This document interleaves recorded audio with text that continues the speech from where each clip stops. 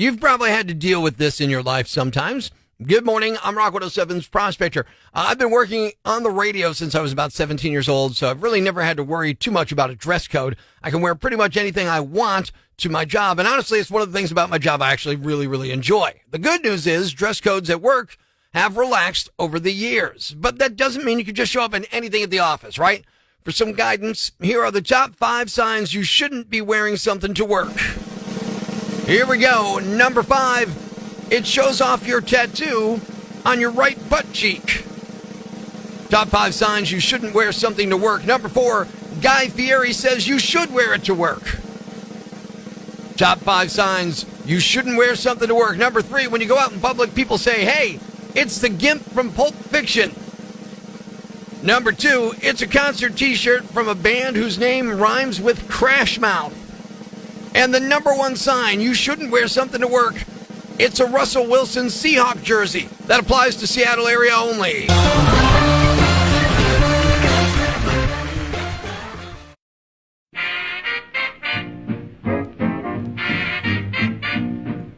Texting and drinking is never a good idea. We've all done it, and we've all regretted it. The drunken texts you forgot you sent. Prospectors collected them in InTEXTicated on Rock 107.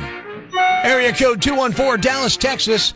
In an effort to go green, I just used rainwater to fill my bong. Area code 601, Jackson, Mississippi. They ran out of cups, so I just drank out of a cowbell. And from Orlando, Florida, area code 407. Important question. How many Frosties does it take to fill a bathtub? You hit send, and we hit the floor laughing in InTEXTicated on Rock 107. Warren, Michigan, area code 586. Apparently, I ordered a pogo stick last night. I can't even be mad about that.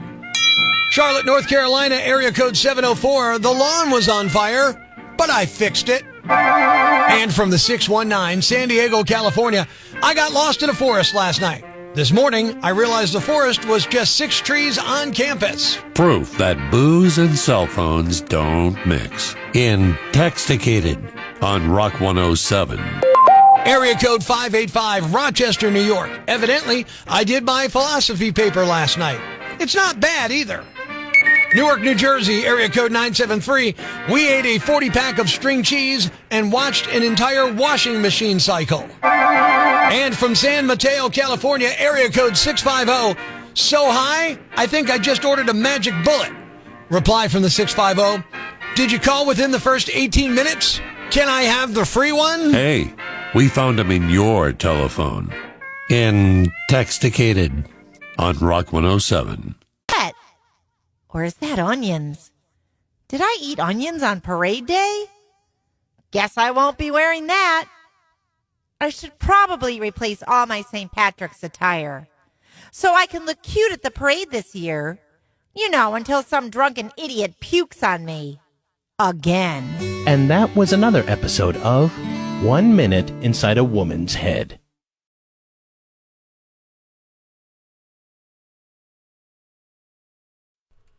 Well, St. Patrick's parades are back. Great. A gazillion people packed into every bar downtown. I gotta wait forever to get a drink. Ugh. Well, at least there'll be cute girls in green outfits. Yeah, there's the silver lining. Breaking the news that's already broken. It's time for Prospector's Briefs on Rock 107. In a blockbuster trade, the Seattle Seahawks are sending quarterback Russell Wilson to the Denver Broncos. This greatly increases the Broncos' odds of going to the Super Bowl this year. For the exact odds, just ask Calvin Ridley.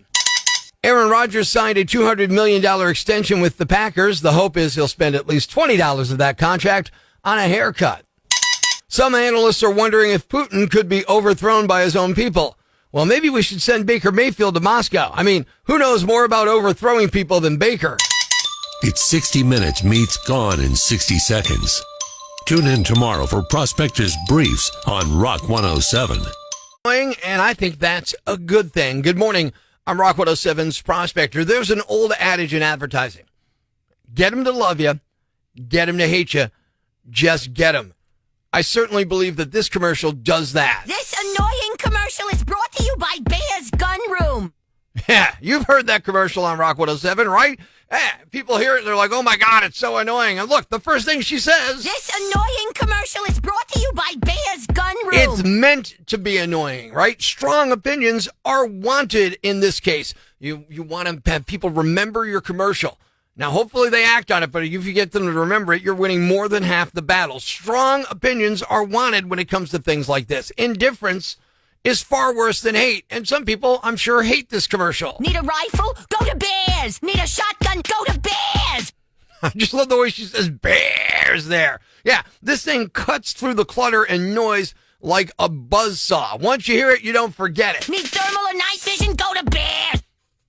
Go to bears. To me, I think it's one of the best commercials out there. I don't think it's like, oh, it's art. It's great. Oh, what a literary masterpiece or what an amazing. No, but it cuts through the noise and it makes sure you remember it. This annoying commercial is brought to you by Bear's Gun Room. Need a pistol or revolver? Yeah. Go to Bears. Once you hear it, you don't forget it. And to me, that's the goal of a good commercial, right? Get them to love you. Get them to hate you. Just get them. It reminds me of an old commercial we used to play on Rock 107 that I loved. We buy any car. We buy any car. We buy any car. Any.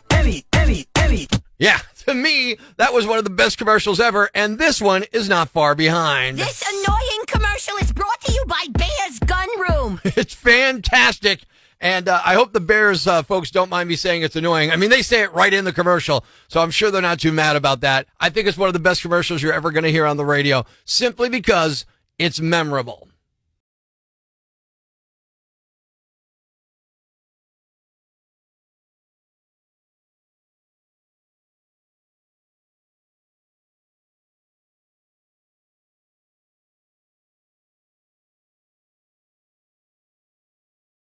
Northeast PA's Classic Rock 107. Good morning, I'm Prospector, and just before the commercials, I was talking about the Bears Gun Room commercial. Bears! Go to Bears! Now the rock lines are ringing. Rock 107, what's up? Ew, Prospector. Yo! I love that commercial. See, I'm not alone, right? It's awesome, isn't it? It reminds me of my best friend's ex-girlfriend. Now, why is that? Because she talks exactly like that. Did she really? She's loud. How about on Monday Street? Monday Street. On Monday Street. You can't ever forget it.